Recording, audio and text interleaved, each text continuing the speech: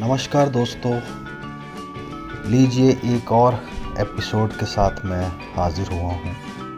और आज की हमारी यात्रा रहेगी दिल्ली एनसीआर से देहरादून के इथारना मंदिर तक की यात्रा करेंगे। आप ऊपर भी देख रहे हैं, वहाँ पे एक बहुत बड़ी कैंपिंग मीट होने वाली है। तो उस कैंपिंग मीट में मैं आपको लेकर चलूँगा, जहाँ पे आप देखेंगे कि लोग कैसे अपनी कारों में कैंपिंग करते हैं और क्या क्या इंफ्रास्ट्रक्चर के साथ आते हैं। मैं सोच रहा हूँ दोस्तों कि थोड़ा टोल बचाया जाए, इसलिए टोल बचाने के लिए मुझे गाज़ियाबाद से होते हुए वाया मुरादनगर जाना पड़ेगा। एक नहर वाली रोड है, उस रोड के साथ साथ मैं चलूँगा और आप भी देखेंगे कि हम सीधा मुजफ्फरनगर से जस्ट पहले पहुँचेंगे। तो चलिए दोस्तों, चलते हैं नहर वाली रोड की तरफ और फिर वहाँ से हम चलेंगे मुजफ्फरनगर की तरफ। इससे हमारा लगभग 275 रुपये का टोल बचेगा दोस्तों। तो 275 रुपये तो काफ़ी होते हैं दोस्तों। तो ये मैं आ गया हूँ नहर वाली रोड पे, ये मुरादनगर के पास है। यहाँ पे खड़े होके थोड़ी देर हमने थोड़ा फ्रूट खाया और अब मेरे आगे सत्या जी की कार जा रही है, वो भी एक यूट्यूबर है। अब हम चल पड़े हैं नहर वाली रोड से मुजफ्फरनगर की तरफ। तो इसमें हमारा पूरा दोस्तों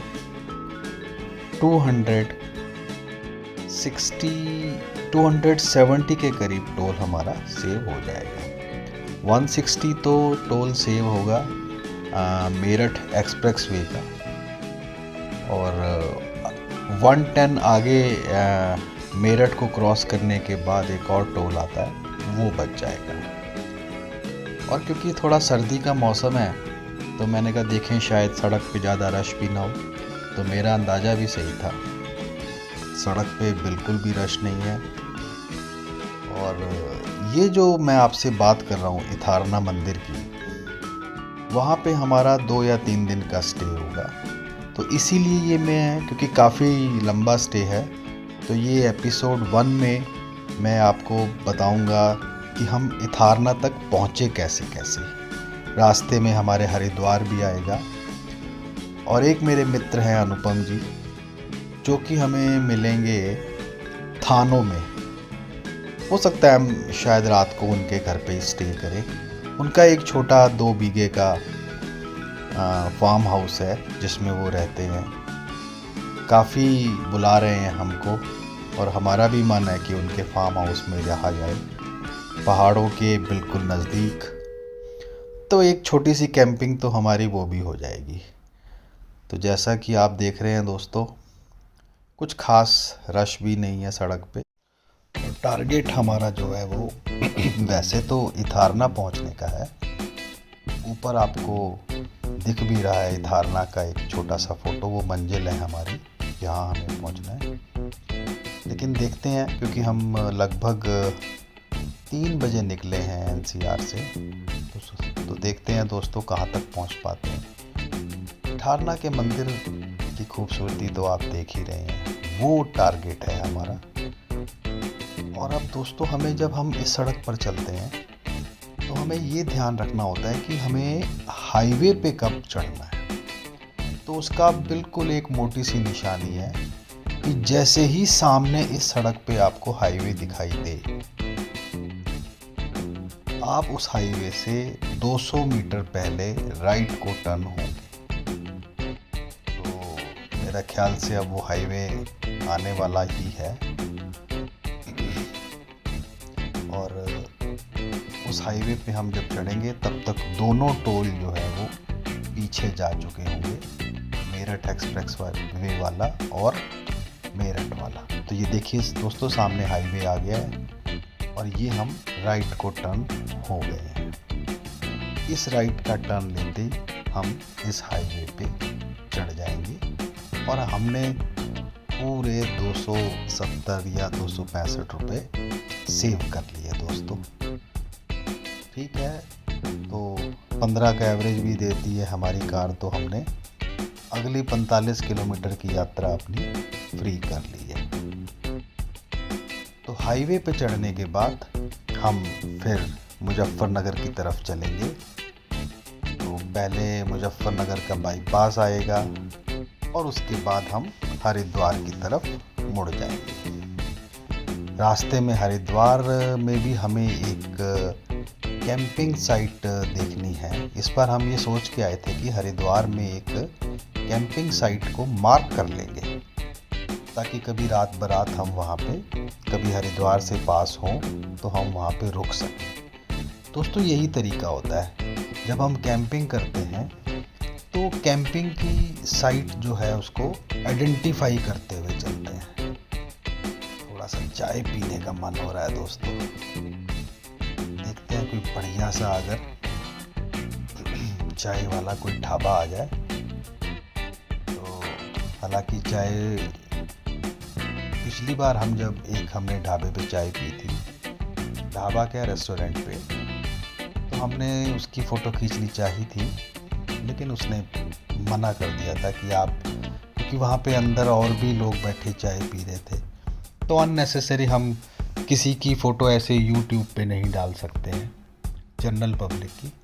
इसलिए हमने उस चाय के ढाबे का बाहर से ही फ़ोटो लिया, और इस बार भी हम बाहर से ही लेंगे ताकि आप समझ सकें कि इस ढाबे पे अच्छी चाय मिलती है। तो ठीक है दोस्तों, अब ये जैसे ही ढाबा आता है, मेरे ख्याल ये आ ही गया ढाबा। तो दोस्तों, इस ढाबे को हमने मार्क किया हुआ है। ये बहुत ही साफ सुथरा, नीट एंड क्लीन ढाबा है। इसके टॉयलेट्स भी काफ़ी साफ हैं, लेडीज़ के लिए काफ़ी आराम है, और चाय भी अच्छी बनाता है। तो इसकी चाय पी के हम चलते हैं अपनी मंजिल पे। ढाबे का नाम अब आप लोग देख लीजिए, नोट कर लीजिए, ये सिंह साहब का ढाबा है। और ब्रेकफास्ट, लंच, डिनर सब मिलता है यहाँ पे, और बहुत ही अंदर से साफ़ सुथरा इसके अंदर का वातावरण है, साफ़ सुथरा ढाबा है। तो चाय पीते हैं अंदर, और चाय पीने के बाद हम चल पड़ेंगे अपनी मंजिल की तरफ। मुझे लगता है नहीं कि आज हम इटारना पहुंच पाएंगे या फिर कल सुबह पहुंचेंगे। आज अपने एक मित्र हैं अनुपम जी, तो उनके यहाँ रुकने का शायद प्रोग्राम बन जाए। थानों में रहते हैं वो, जो कि देहरादून से 20-25 किलोमीटर ऋषिकेश रोड पे है। तो ये है सिंह साहब का ढाबा, बहुत साफ़ सुथरा, और हम इसके अंदर चाय भी पीते हैं। दोस्तों, चैनल को सब्सक्राइब और लाइक भी कर दीजिए साथ साथ, ताकि थोड़ी मेरी व्यूअरशिप बढ़ जाए और मुझे एक बूस्ट मिले अपना वीडियो बनाने का। जितने आप सब्सक्राइबर मेरे बढ़ेंगे उतना मुझे अच्छा लगेगा, और मैं और अच्छे अच्छे वीडियो आपको दिखाऊंगा। तो चाय पीने के बाद अब हम चल पड़े हैं मुजफ्फरनगर, और सीधा पहुंचेंगे हरिद्वार। आसपास हरियाली देखिए, कितनी सुंदर है खेतों की हरियाली। ये सारी गन्ना बेल्ट है दोस्तों, गन्ने पूरे लहरा रहे हैं खेतों में, और यदा कदा ट्रक भी मिलेंगे गन्ने के भरे हुए लोड। लेकिन हम कोशिश करेंगे कि हम शाम ढलने से पहले हरिद्वार पहुंच जाएं। और हरिद्वार में हमने एक जगह भी मार्क करनी है फ्यूचर कैंपिंग के लिए, जो कि सेफ़ भी हो और जहां पानी भी हो, हर गंगा माँ भी जिसको हम छू सकें, गंगा के जल को, और वहाँ पे हम स्नान भी कर पाएँ। ऐसी हमें एक जगह हरिद्वार में आज आइडेंटिफाई करते हुए जाएंगे, ताकि भविष्य में हम जब कभी भी उस तरफ जाएं तो हम इस कार्य को कर सकें। तो दोस्तों, अब मुजफ्फरनगर बाईपास लगभग ख़त्म हो चुका है, और अब हम सीधा हरिद्वार पहुंच के आपको मिलते हैं, ताकि वहाँ पे भी हम कुछ वीडियो शूट करेंगे दोस्तों। तो और हरिद्वार पहुंचते पहुंचते अंधेरा भी हो जाएगा दोस्तों। मुजफ्फरनगर बाईपास का लगभग समाप्त हो चुका है और यहाँ से हम 1 घंटे में हरिद्वार पहुँच जाएंगे। और हरिद्वार में हमें वो जगह आइडेंटिफाई करनी है जहाँ पे हम फिर कभी कैंपिंग कर सकें, क्योंकि आज तो हम हरिद्वार में हमारा कैंपिंग का नहीं है। हमें कैंपिंग अपने मित्र अनुपम के थानो विलेज में उसका फार्म हाउस है वहाँ करनी है। तो दोस्तों ये हरिद्वार का एक घाट है, स्वामी सर्वानंद घाट। इसको हमने आइडेंटिफाई किया है। बिल्कुल सेफ है और शांत है। पार्किंग में पुलिस के भी बैरिकेड्स लगे हुए हैं। 60 रुपये में उसने बताया कि 12 घंटे की पार्किंग है। तो अगर हम कभी यहाँ से रात को गुजरे तो आप यहाँ पे गाड़ी पार्क कर सकते हैं और आगे का रास्ता आप अगले दिन सुबह सुबह जा सकते हैं। बहुत सुंदर जगह है। और अभी मैं आपको माँ गंगा दिखाऊंगा और ये सामने से जा रहे हैं अपनी फोटो शूट। अरे आप कहाँ घूम रहे हो सत्या भाई? सर गंगा जी को स्पर्श करके आया हूँ। अच्छा, आप भी करके आइए। गंगा माँ के दर्शन कर ये हाथ दिखा रहे हैं गीला। मैं भी चलता हूँ दोस्तों आपको लेके गंगा माँ की तरफ। बहुत सुंदर फव्वारा, स्वामी सर्वानंद घाट।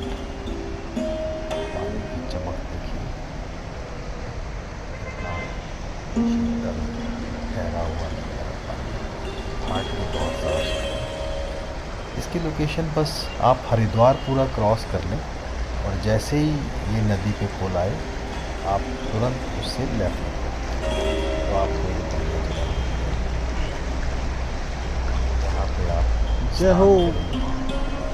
और अगर रात्रि में आए हैं तो अपना विश्राम करें, गाड़ी को लॉक करें, पास में कुछ खाने पीने की व्यवस्था है और सुबह स्नान लेके आप सीधा अपने अगले पड़ाव की तरफ बढ़ते हैं। तो ये स्वामी सर्वानंद घाट रात्रि कैंपिंग के लिए मेरे हिसाब से सर्वोच्च है। सुबह स्नान करके आप अगले स्थान पर जा सकते हैं। देखिए दोस्तों कितना सुंदर फाउंटेन भी लगा हुआ है। अगर आपके साथ कोई छोटा बच्चा है तो वो फाउंटेन को एंजॉय कर सकता है। ठीक है दोस्तों, अब यहाँ से हम आगे बढ़ेंगे अपने मित्र अनुपम के यहाँ। और वहाँ पहुँचते पहुँचते रात हो जाएगी तो रात को कुछ वीडियो शूट नहीं करेंगे। फिर अगले दिन सुबह सुबह आपको सुंदर दृश्य दिखाएंगे शूट किए हुए। अब चलते हैं अपने मित्र अनुपम के यहाँ।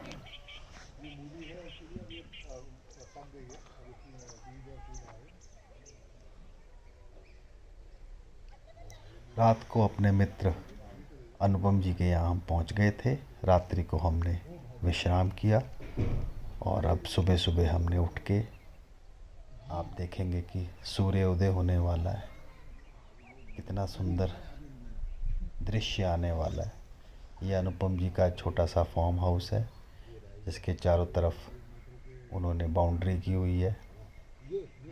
मैं अभी दिखाता हूँ आपको उनका पूरा घर, लेकिन उससे पहले ये सूर्य उदय के कुछ आपको सुंदर दृश्य दिखा दूँ। ये चारों तरफ पहाड़ियाँ, ये अनुपम जी का छोटा सा घर लगभग 2 बीघे में है। सब्जी वगैरह भी इन्होंने उगाई हुई है। सुंदर ये हमारी गाड़ियाँ खड़ी हुई हैं और ये सामने उन्होंने की तरफ 3 कमरे उन्होंने बनाए हुए हैं। बाकी काफ़ी ज़मीन पे वो खेती करते हैं और उन्होंने खुद की ऑर्गेनिक सब्जियां उगाई हुई। बहुत सुंदर, बहुत स्वादिष्ट सब्जियां रात को उन्होंने हमें भोजन में खिलाई थी। और अब ये सूर्य उदय होने वाला है। तो इस सूर्योदय की भी हम थोड़ी सी वो देख लें। ये देखिए दोस्तों, सूर्य धीरे धीरे अपना पहाड़ का सीना चीरते हुए सूर्य देवता उदय हो रहे हैं।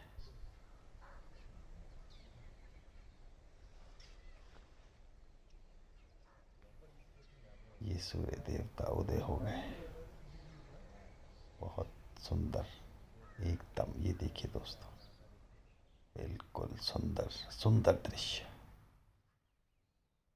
अति सुंदर।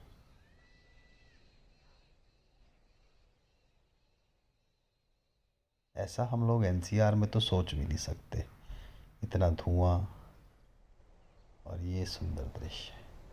अभी मैं अनुपम जी की घर की छत पे भी जाऊंगा और वहाँ से कुछ देखता हूँ कैसा दृश्य दिखता है, और आप लोगों को भी वो दृश्य दिखाने की कोशिश करूँगा। क्या सूर्योदय का नज़ारा है, बहुत सुंदर नज़ारा। ये मैं छत पे आ गया हूँ अनुपम जी की। यहाँ से मैंने कहा देखते हैं क्या दिखता है। देखिए दोस्तों, ये उनका घर, बाउंड्री लाइन, नीचे चाय के दौर चल रहे हैं, सामने हमारी गाड़ियाँ खड़ी हैं। बिल्कुल वो जिसे कहते हैं ना कि गांव के माहौल में ही रहते हैं, अपनी सब्जी उगानी। और उन्होंने दोस्तों गेहूं बंद की हुई है अपनी खाना, वो केवल और केवल मिलेट्स खाते हैं। उससे उन्होंने बताया कि उनका वज़न भी काफ़ी स्टेबल है और शक्ति भी काफ़ी, उनमें शक्ति का भी काफ़ी संचार है, थकावट नहीं होती, जबकि वो भी लगभग हमारी एज के ही हैं। बहुत सुंदर शुद्ध वातावरण, ठंडी हवा। दोस्तों, ऐसी जगह अगर रहने का मौका मिले तो ज़रूर। चलिए ब्रेकफास्ट करते हैं। और ये टेबल लग चुके हैं, ब्रेकफास्ट हो रहा है तैयार। अनुपम जी ने कहा कि भाई सीधा डाइनिंग टेबल पे आ जाओ। ये उनकी ओपन किचन है जिस पे हम दोनों सुबह सुबह, उन्होंने मेथी वाले पराठे बनाए जिसको हमने खाया।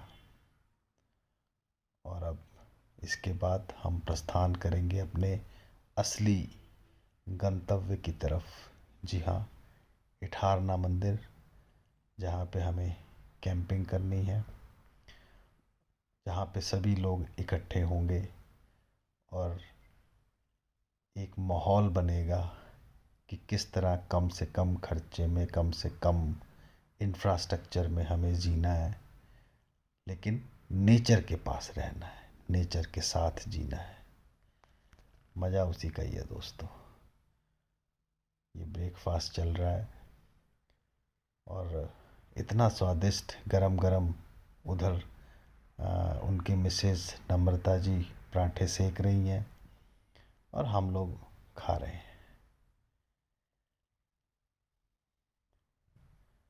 दोस्तों, बहुत ही अपनापन दिया अनुपम जी ने और उनकी मिसेज़ ने,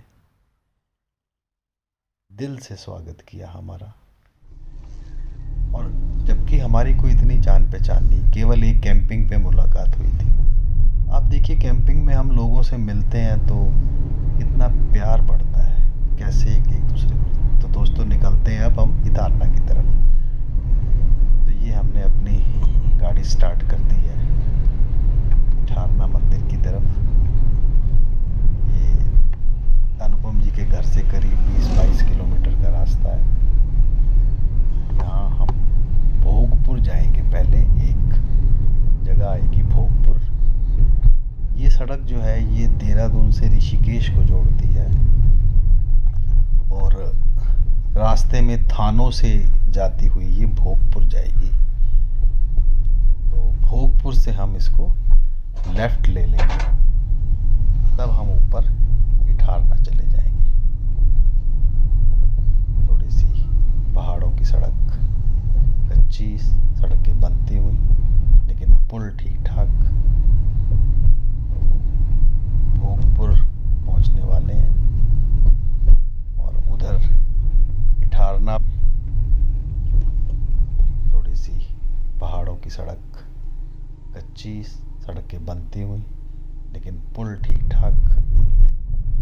तो भोगपुर पहुंचने वाले हैं और उधर इठारना पे हमें मैसेज भी मिल गया है कि कैंपिंग सूत्रा वाले वहाँ पहुँच चुके हैं। उन्होंने मैसेज किया है कि भाई सभी लोग जल्दी आएं ताकि आगे का कार्यक्रम वहाँ पे तय किया जा सके। 1 मिनट के लिए मैंने गाड़ी रोकी है क्योंकि वहाँ पे मेरे कुछ कनेक्शन लूज़ हो गए थे फ़ोन के। अब हम इठारना की मेन सड़क पे आ गए हैं, जहाँ से हम बिल्कुल ऊपर चढ़ते हुए मंदिर के प्रांगण में पहुँचने वाले हैं। और काफ़ी ऊंचाई पे है इठारना का मंदिर। ये देखिए, ये धीरे धीरे मंदिर की तरफ बढ़ते हुए, और ये हम मंदिर के प्रांगण में पहुंच गए दोस्तों। ये ऊपर कुछ गाड़ियां पहले भी खड़ी हुई हैं। ये देखिए दोस्तों, ये मंदिर है और कुछ जलपान की दुकानें, और ये मंदिर के सामने एक बहुत बड़ा ग्राउंड। अभी ये खाली है दोस्तों, क्योंकि हम लोग कुछ जल्दी आ गए हैं और अभी धीरे धीरे सभी, ये सनी जी भी पहुंच गए हैं, सनी और सिमरन। तो एक बार मैं इस ग्राउंड का राउंड लगा लूँ। ये सामने टॉयलेट है कैंपिंग वालों के लिए, जिसको हमें यहाँ के ग्राम प्रधान ने मुहैया करवाया है। काफ़ी साफ़ सुथरा ग्राउंड, चारों तरफ पहाड़ियाँ, रात को काफ़ी ठंड होने वाली है यहाँ पे। और अभी सूर्यास्त का सुंदर दृश्य भी आएगा जो मैं आपको दिखाऊंगा। तो सबसे पहले यहाँ पहुँच के थोड़ा सा आराम कर लें, कुछ देखते हैं, चाय पानी कुछ पी लें, वहाँ पे कुछ दुकानें हैं, और उसके बाद मैं आपको सूर्यास्त का मंजर दिखाऊंगा। तो ये वो ग्राउंड है जहाँ पे कल जो है रौनक लगने वाली है।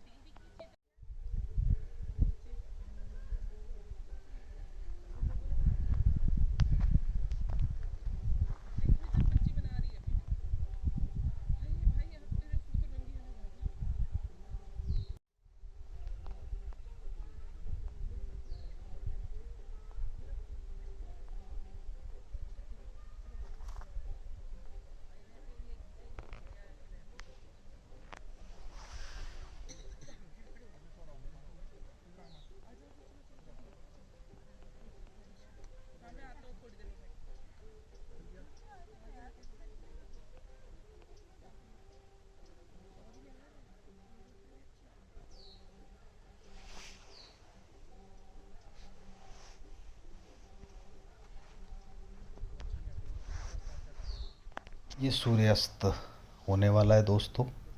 यही मैं दृश्य आपको दिखाना चाह रहा था। हालांकि बादलों ने थोड़ा मुझे डरा दिया था कि शायद ये मनोरम दृश्य मैं आपको ना दिखा पाऊँ, लेकिन वो बोलते हैं ना कि सच्चे मन से मेरा था कि आपको सूर्यास्त दिखाऊं। तो ये देखिए दोस्तों, बहुत सुंदर सूर्यास्त, कैसा गोल बिंदु, और ये धीरे धीरे ये सूर्यास्त ये हो रहा है।